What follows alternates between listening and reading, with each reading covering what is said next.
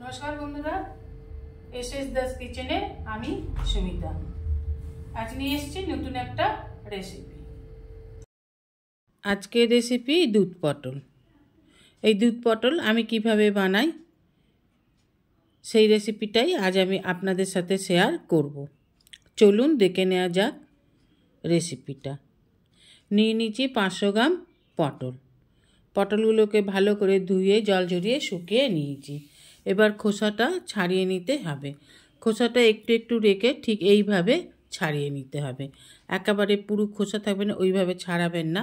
একটু খোসা রেখে ছাড়ালে পটলগুলোকে দেখতেও ভালো লাগে। নিয়ে নেবো একটা মিক্সি জার, বানিয়ে নেবো একটা মশলা। নিয়ে নিয়েছি বড় চামচের 1 চামচ পোস্ত।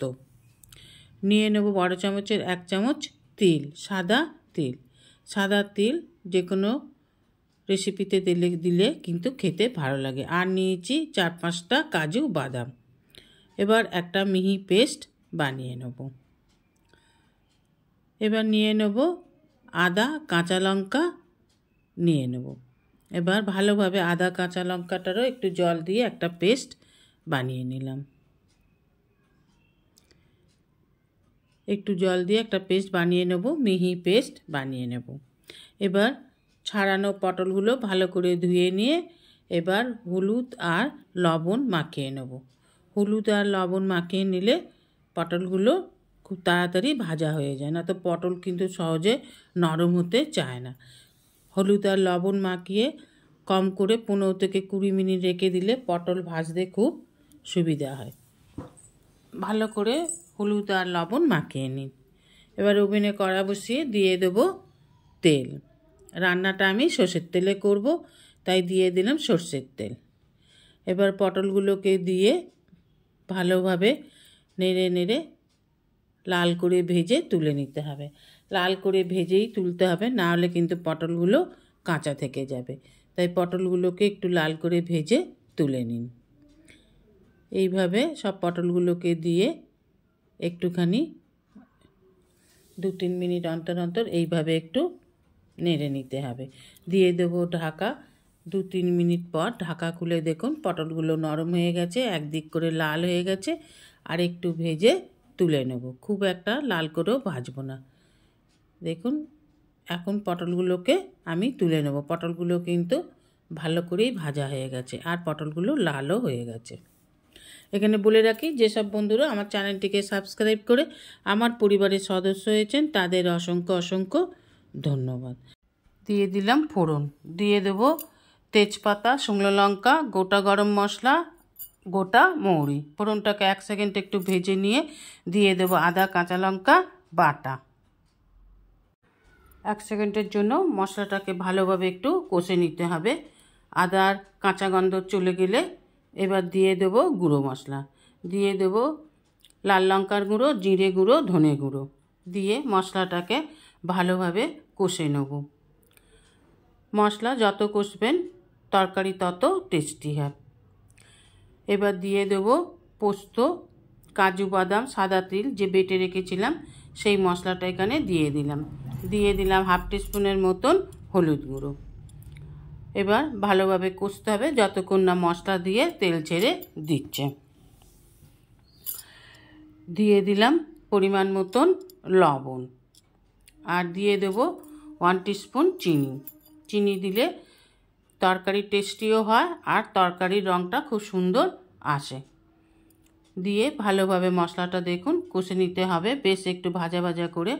মশলা দিয়ে এবার তেল ছেড়ে আসছে। এবার আর একটু কষে নিয়ে দিয়ে দেব ভেজে রাখা পটলগুলোকে। পটলগুলোকে দিয়েও এই মশলার সাথে ভালোভাবে কষে নেব। এইভাবে একটু কষে নিতে হবে।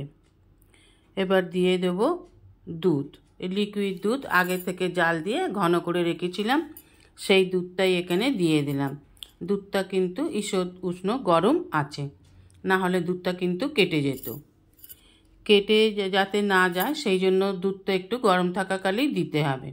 যদি একেবারে ঠান্ডা করে দুধটা দিতেন তাহলে গরমে পড়েই কেটে যেত।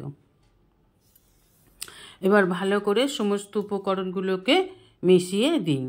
এইভাবে নেড়ে নেড়ে মিশিয়ে নিতে হবে। এবার দিয়ে দেবো 10-12টা কিশমিশ। কিশমিশগুলোকে আগে থেকে ধুয়ে জল ঝরিয়ে রেখেছিলাম। দিয়ে দিলাম ঢাকা। 2-3 মিনিট পর ঢাকা খুলে দেখুন গ্রেভিটা একদমই জলীয় ভাবটা কমে গেছে, একেবারে গা মাখা হয়েছে। এই গা মাখা অবস্থাতেই আমি নামাবো। দুধ পটল খুব একটা বেশি রসা থাকলে খেতে ভালো লাগে না, এই রকম একটু গা মাখা হলে খেতে ভালো লাগে। তাই আর বেশি করব না ঘন। এবার নামিয়ে নেব।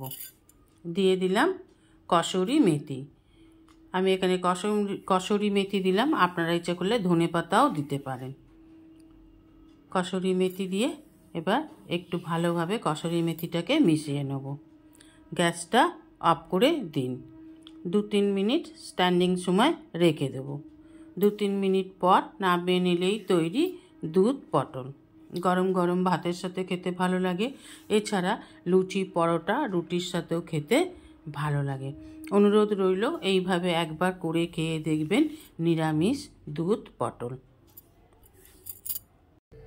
রেসিপিটা ভালো লাগলে অবশ্যই একটা লাইক, কমেন্ট, সাবস্ক্রাইব করার অনুরোধ রইল। পাশে থাকা বেল আইকনটিতে ক্লিক করে দেবেন নিউ ভিডিওর আপডেট যাতে সবার আগে আপনার কাছেই পৌঁছে যায়। আজ এই পর্যন্তই। আবার দেখা হবে নতুন একটা দিনে নতুন একটা রেসিপির সাথে। সঙ্গে থাকবেন, ভালো থাকবেন, সুস্থ থাকবেন। নমস্কার।